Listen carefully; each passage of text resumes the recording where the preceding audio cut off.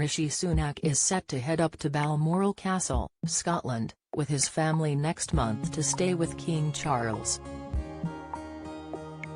The late Queen Elizabeth would typically head to her Scottish haven with her family in July and would extend the invite to the Prime Minister at the time, a tradition Charles is expected to continue. The King is thought to be heading to the Aberdeenshire royal residence after August 16, when the estate closes to the public, and will remain there throughout September.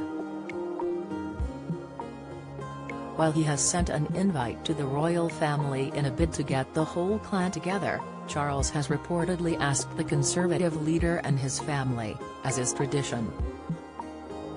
Speaking on the Daily Express's Royal Roundup, royal correspondent Richard Palmer explained, "The monarch, the Queen anyway, would normally have a few official visitors while she was up there as well."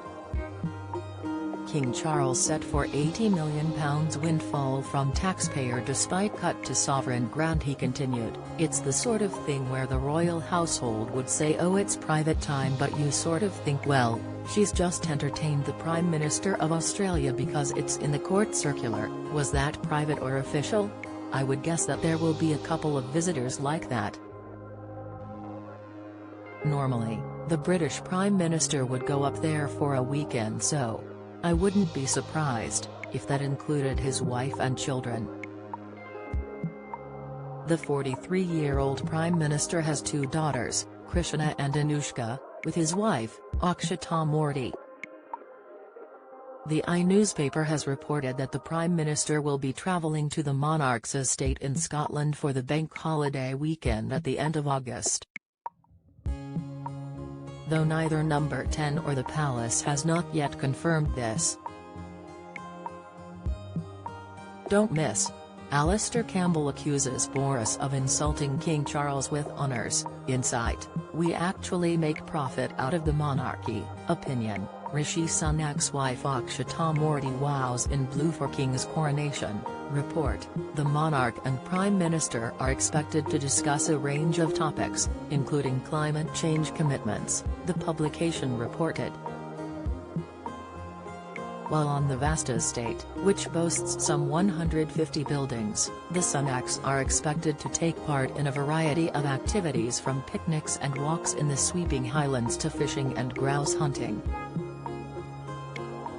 Games of charades will most likely be on the cards, as they have always been nobly endured by prime ministers in the past, according to the late Queen herself. Several past prime ministers have ventured north for a short stay on the 50,000-acre estate. But the trips appeared to have garnered a mixed response. Margaret Thatcher initially described the jaunts as purgatory, according to the Queen's biographer Ben Pimlott.